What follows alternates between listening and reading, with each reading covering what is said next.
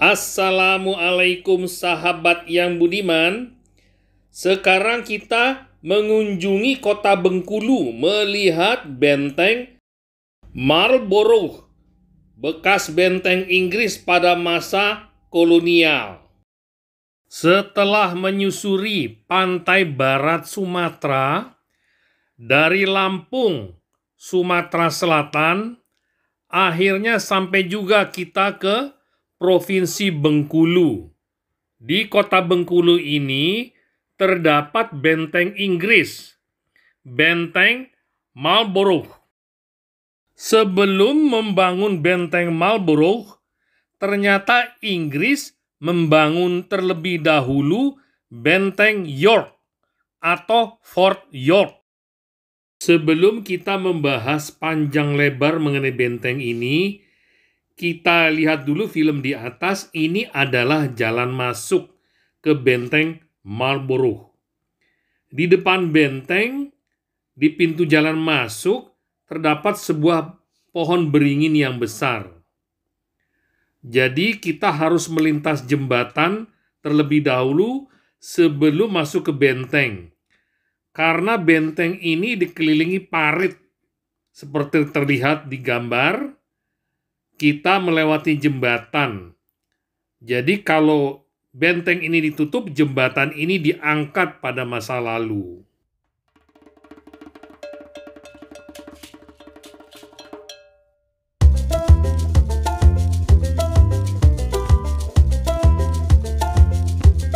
Kita jeda dulu informasi ini. Kita lihat di sini ada nama-nama yang di plakat pintu masuk, yaitu Henry Stirling,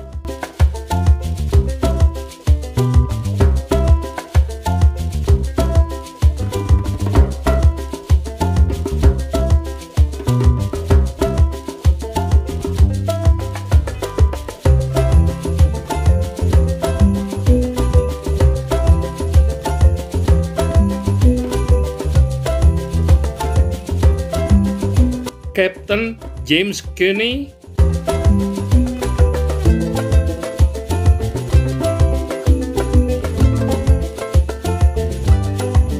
Richard Watts,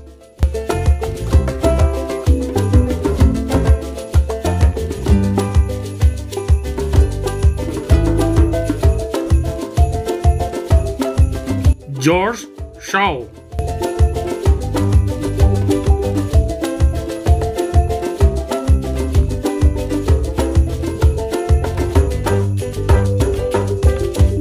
Sesudah melewati pintu masuk, di sini ada 3 makam. Terlihat seperti di gambar, ada 3 makam. Kita akan mencari tahu siapa-siapa saja yang dimakamkan di benteng ini. Kembali kita melewati parit yang lebarnya kira-kira 10-15 meter. Jadi mustahil dilompati kuda, apalagi orang. Sesudah melewati pintu masuk ini, gerbang ini yang bertuliskan Fort Marlborough, di kiri kanan ada museum. Di sebelah kiri museum mengenai Kerajaan Bengkulu dan kekuasaan Inggris di Bengkulu. Di sebelah kanannya adalah tempat mengenai tentara Inggris di Bengkulu. Kita lanjutkan informasi benteng ini. Benteng York atau Fort York merupakan pangkalan pertama yang didirikan oleh Inggris di Bengkulu. Tepatnya terletak di Kelurahan Pasar Bengkulu, Kecamatan Sungai Serut, Kota Bengkulu. Pusat Arkeolog Nasional Jakarta meneliti keberadaan Benteng York, peninggalan kolonial Inggris sekitar tahun 1618 di Kota Bengkulu. Dari hasil penggalian, tim menemukan pecahan guci, pecahan uang logam, dan sejumlah benda lainnya. Dan juga menemukan pola benteng yang diperkirakan berukuran 50 meter kali 50 meter. Pada tahun 1714, kondisi Fort York menjadi kritis. Bangunan benteng dan barak-barak telah semakin rapuh sementara air hujan secara terus-menerus membasahi ruangan tempat tinggal para penghuni. Joseph Collet yang menjadi pimpinan garnison di Bengkulu pada tahun 1712 menyatakan bahwa Fort York membutuhkan perbaikan besar dan lokasi benteng itu sebenarnya tidak tepat. Kemudian, pada tahun 1712, Joseph Collet menulis surat kepada Dewan Direksi EIC atau East India Company yang mengusulkan agar membangun benteng baru di tempat yang disebut Karang atau dalam bahasa lokal disebut Ujung Karang. Pembangunan benteng baru tersebut dimulai pada tahun 1714 dan diberi nama Fort Marlborough yang hingga kini masih berdiri kokoh. Benteng Marlborough adalah benteng peninggalan Inggris di kota Bengkulu. Benteng ini didirikan oleh East India Company atau EIC tahun 1714 sampai 1719 di bawah pimpinan Gubernur Joseph Collet sebagai benteng pertahanan Inggris. Benteng ini didirikan di atas bukit buatan, menghadap ke arah kota Bengkulu dan memunggungi Samudra Hindia. Benteng ini pernah dibakar oleh rakyat Bengkulu, sehingga penghuninya terpaksa mengungsi ke Madras, India. Mereka kemudian kembali tahun 1724 setelah diadakan perjanjian. Tahun 1793, serangan kembali dilancarkan. Pada insiden ini, seorang ofisir Inggris, Robert Hamilton, tewas. Dan kemudian, pada tahun 1807, Residen Thomas Parr juga tewas. Keduanya diperingati dengan pendirian monumen-monumen di kota Bengkulu oleh pemerintah Inggris.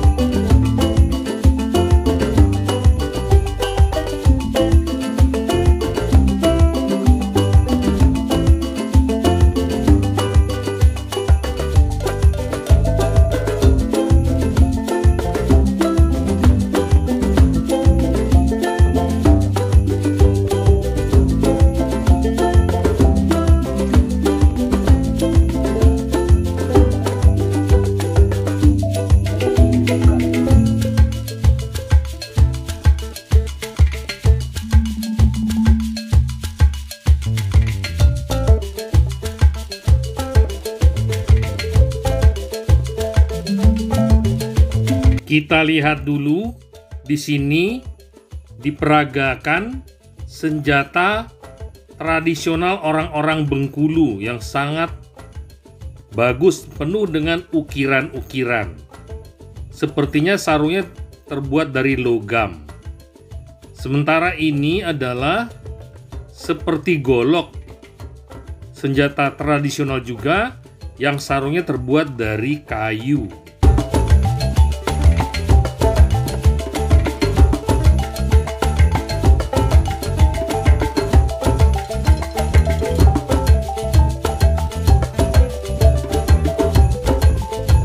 Marlborough masih berfungsi sebagai benteng pertahanan hingga masa Hindia Belanda tahun 1825 sampai 1942.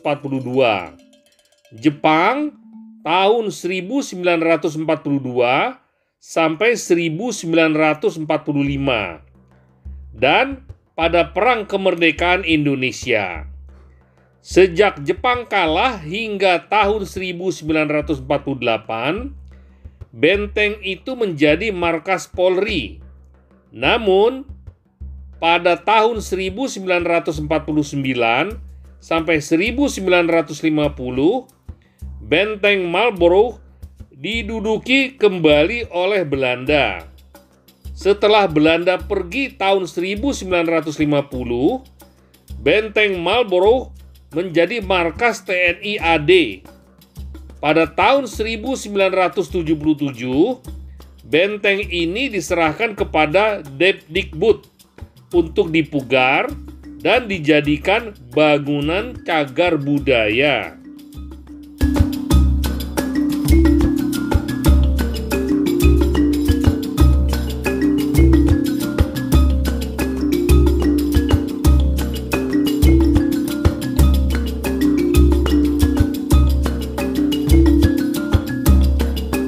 Dilihat dari atas, benteng Marlborough terlihat seperti kura-kura.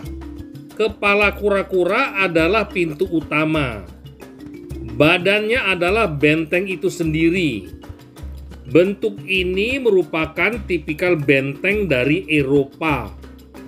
Marlborough merupakan benteng pertahanan Inggris yang dibangun oleh East India Company atau EIC tahun 1714 sampai 1719. Seperti diinformasikan dalam poster dalam museum ini, disebutkan bahwa tukang-tukang yang membangun benteng Marlborough adalah dibawa dari India karena India waktu itu sudah menjadi jajahan Inggris, dibantu oleh rakyat setempat.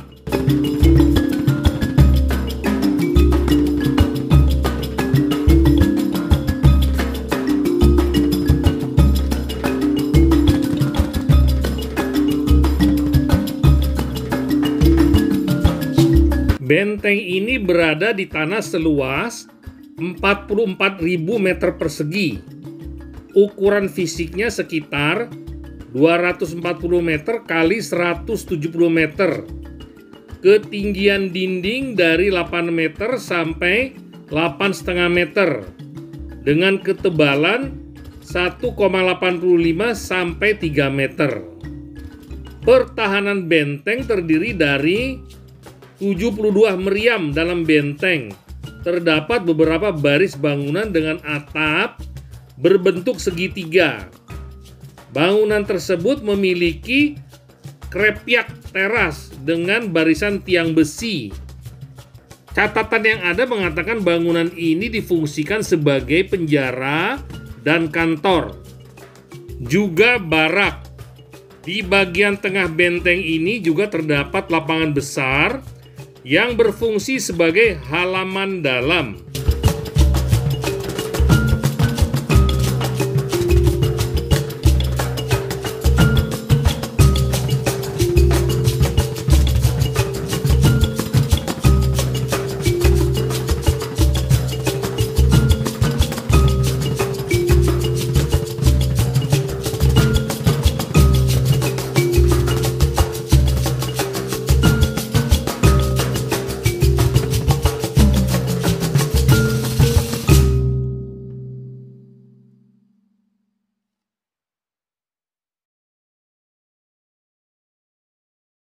Sekarang kita keluar dari kedua museum itu, kita ke tengah, ke tempat terbuka, di mana terlihat ruangan-ruangan yang sebagian besar ini berisi koleksi-koleksi atau menjadi museum. Dan terdapat juga di ruangan terbuka ini adalah meriam-meriam yang mengarah ke kota dan juga meriam-meriam yang mengarah ke laut.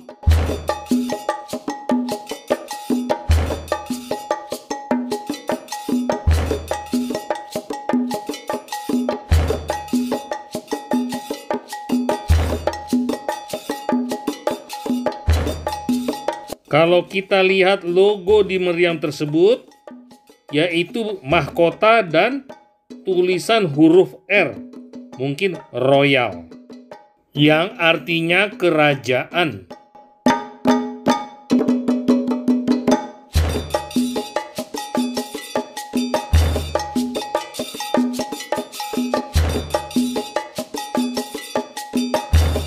Kalau bangunan ini kemungkinan besar tempat para prajurit dan juga perbekalan serta amunisi. Ini mungkin untuk perwira yang berjendela biru dan juga difungsikan sebagai kantor pada pemakaian sebelumnya.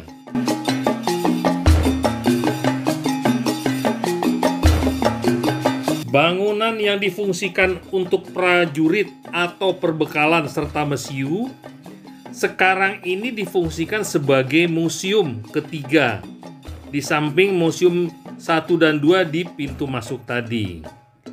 Di sini dilengkapi informasi tentang awal mulanya benteng York dibangun, dan kemudian benteng Marlborough dibangun.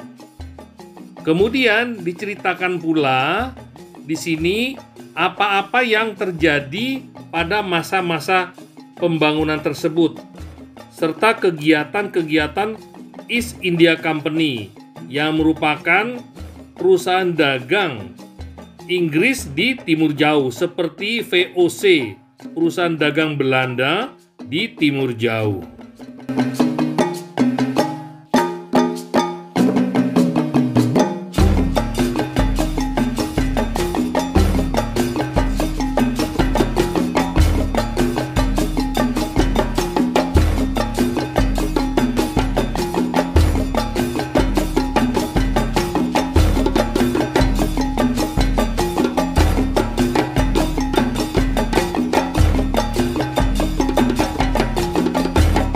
Ini merupakan batu bata, bahan untuk membangun dinding benteng, dan juga bangunan-bangunan lainnya.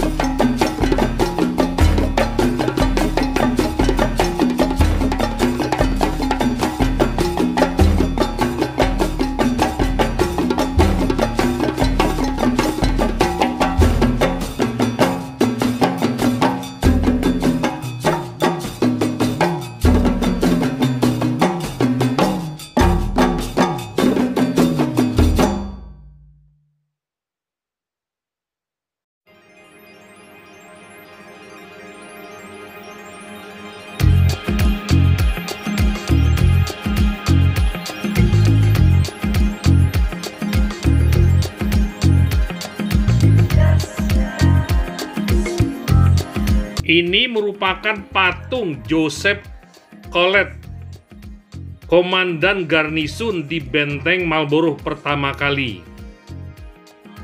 Joseph Collet.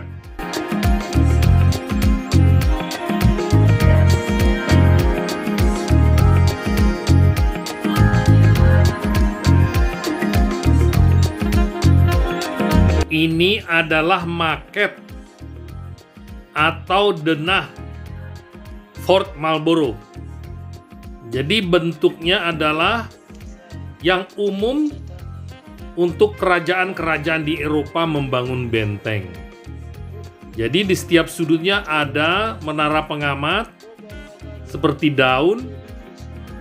Maket benteng semacam ini pula yang dibangun Belanda di Sunda Kelapa atau Jakarta sekarang.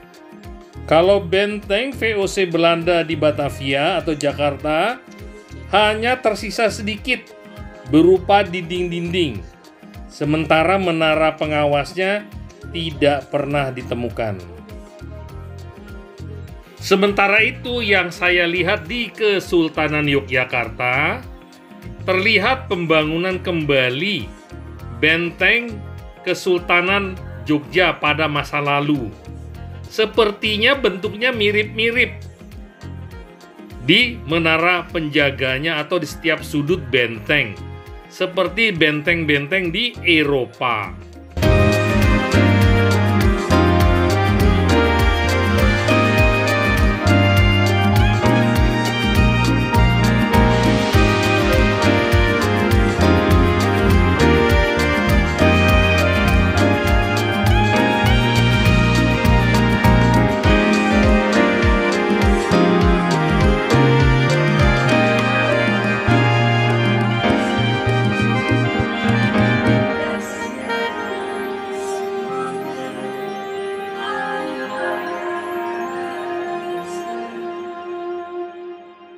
Seperti di awal video ini, terdapat 3 makam di pintu masuk.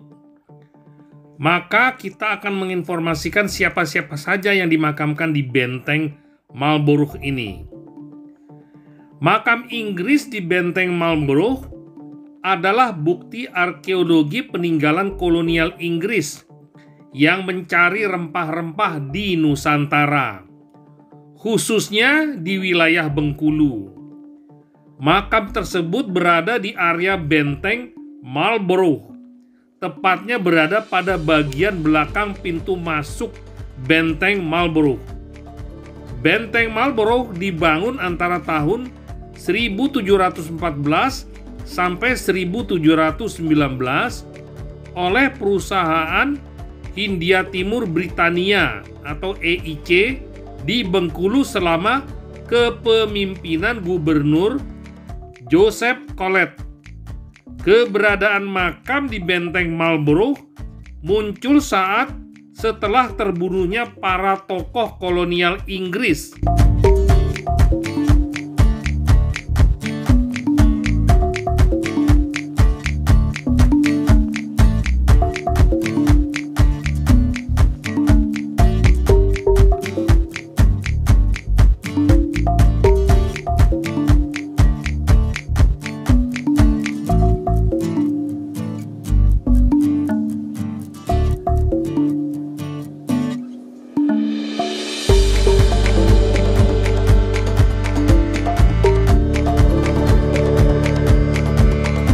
Tokoh yang dimakamkan. Tokoh pertama adalah residen Inggris yang bernama Thomas Parr. Ia dibunuh sekelompok masyarakat yang tidak puas dengan kolonialisasi Inggris di Bengkulu. Mereka menyusup ke kediaman Thomas Parr di Bukit Felix pada malam hari. Selanjutnya, mereka menghabisi nyawa Thomas Parr di tempat tidur pada tanggal 23 Desember tahun 1807. Selain itu, terdapat 2 makam yang berada di sekitar makam Thomas Parr, yaitu makam Robert Hamilton, seorang kapten angkatan laut kerajaan Inggris yang lebih dahulu tewas dibantai rakyat. Pembunuhan Robert Hamilton pada Desember tahun 1793 juga didorong oleh sebab-sebab yang hampir sama dengan kasus pembunuhan Thomas Parr. Makam ketiga adalah makam Charles Murray, asisten Thomas Parr yang berusaha menyelamatkan tuannya. Charles Murray terluka dan menghembuskan nafas terakhir di bulan Januari tahun 1808.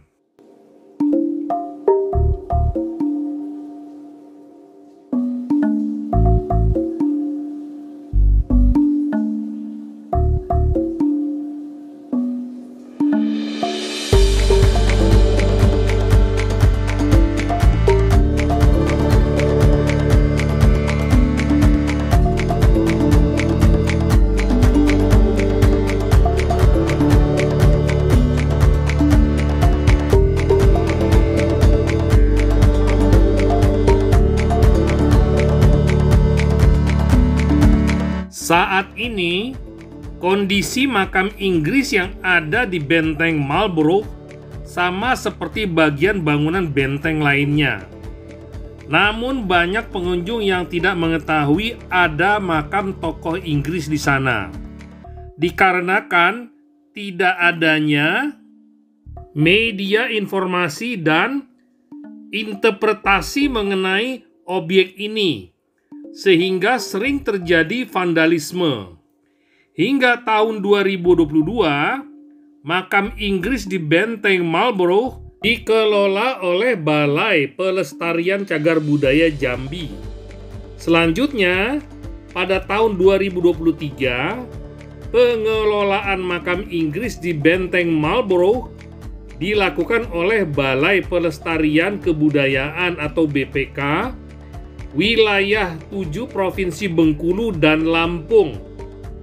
Selain ketiga makam tersebut, terdapat pula 4 buah prasasti nisan berbahasa Inggris yang ditempelkan pada dinding gerbang pintu masuk yang bertuliskan George Thomas Shaw yang meninggal tanggal 25 April tahun 1704, Richard Watts yang meninggal 17 Desember 1705 dalam usia 44 tahun, Henry Stirling yang meninggal pada bulan April tahun 1744 dalam usia 25 tahun, dan Kapten James Coney yang meninggal Februari tahun 1737 dalam usia 36 tahun.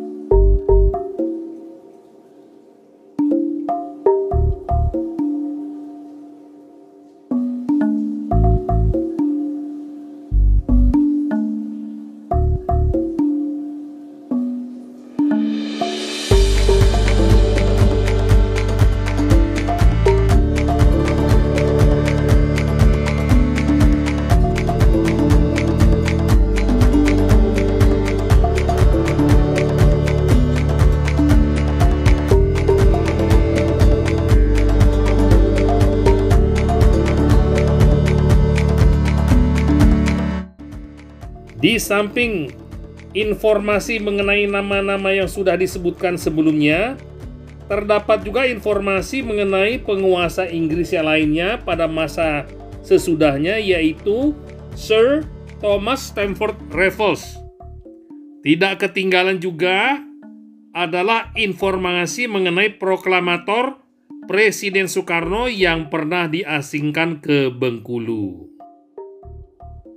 Sampai di sini dulu sahabat. Kita akan ketemu lagi di tempat-tempat yang menarik lainnya. Terima kasih.